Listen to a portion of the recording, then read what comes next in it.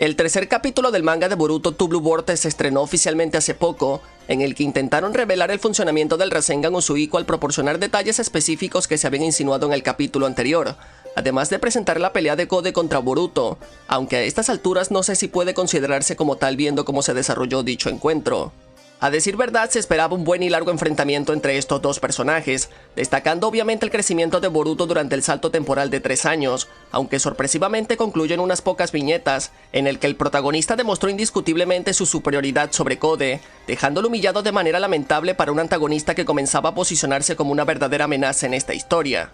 Para empezar, el grueso del capítulo estaba enfocado en la nueva habilidad de Boruto. De hecho, ese es el nombre que le dieron al episodio. Sin embargo, la explicación de su funcionamiento fue bastante burda y simplona, algo bastante molesto porque se esperaba que fueran algo más explícito que dejar un panorama más claro, salvo que su intención sea ir revelando poco a poco estos elementos a medida que avanzan los acontecimientos, aunque no tengo muy claro el motivo porque hay muchas otras cosas que explicar que posiblemente tengan un mayor impacto narrativo. Lo primero que notamos sobre el nuevo Rasengan es que no aparece en la mano como tradicionalmente se hacía, algo bastante interesante porque se sale de la horma de lo que ya conocíamos. La idea probablemente es que la rotación se mantenga constante alrededor del propio Boruto, de modo que incluso pueda atacar siempre que haya hecho contacto con su objetivo. Esta estructura está bien planteada. La inconformidad comienza con el desarrollo del encuentro con Kode, puesto que Boruto le dice no solo en una ocasión, ni en 2, ni en 3, ni en 4, sino en hasta 5 que eliminarlo es muy sencillo, aunque esas líneas no son el problema, sino en ridiculizar de esa forma al antagonista.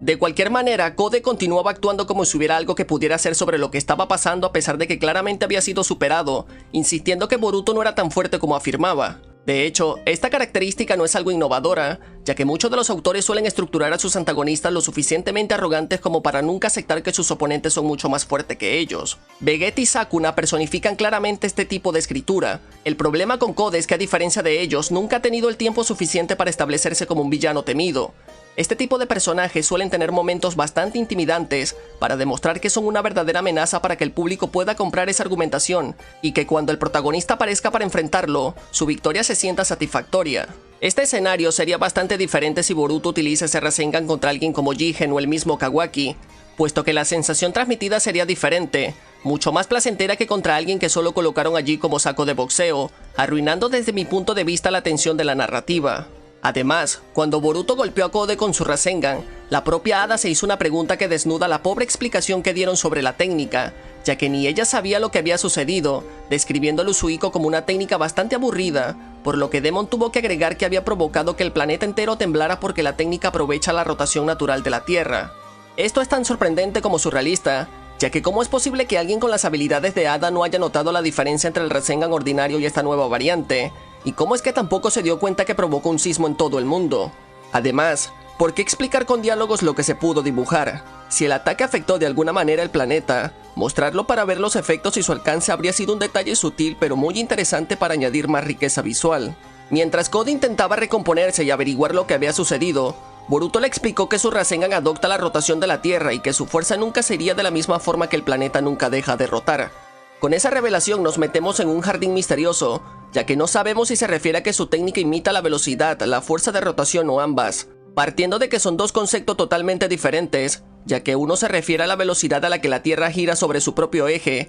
y el otro a la fuerza centrífuga generada por la rotación de la Tierra. Además, tampoco sabemos con exactitud cómo se produce esa absorción de energía, aunque por lo visto se está utilizando la retórica del que el planeta se está defendiendo a través de Boruto. En general, para hacer un capítulo que estaba dedicado a su nueva técnica, resulta llamativo lo poco que se aprende de su funcionamiento y alcance, ya que Kode no tiene aparentemente ningún daño físico sino más bien interno y que se irá agravando a medida que pase el tiempo, por lo que tendremos que esperar para saber cómo terminan de resolver este punto. El resto del capítulo arrojó luz en algunos aspectos que lo hacen interesante, como el hecho de que Boruto al parecer aprendió a utilizar la invocación de los sapos, bastante curioso porque en el anime se le había visto invocar a la serpiente Galaga, y al suponer que Sasuke lo estaba entrenando, todo indicaba que tomaría ese camino, aunque todavía no está del todo claro. Todo esto surge porque se vio que estaba hablando con la rana espía que utilizaba Kashin Koji, algo que honestamente me sorprendió porque pensé que Koji ya era historia, aunque esto le entrega más sentido a que hayan utilizado el legado del maestro Jiraiya en esta trama. Además, viendo el diseño de Boruto en este salto temporal,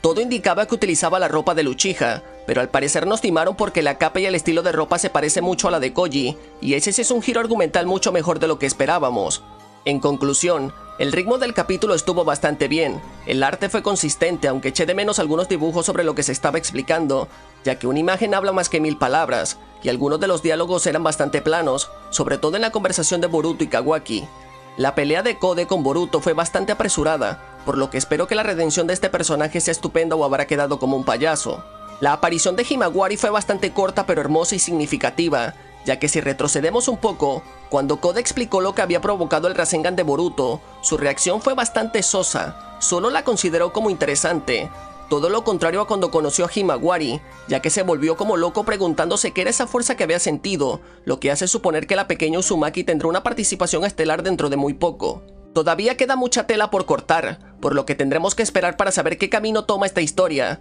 sobre todo porque todavía hay muchos personajes que no han entrado en acción, por lo que seguramente habrá un escenario caótico que nos llenará de emoción.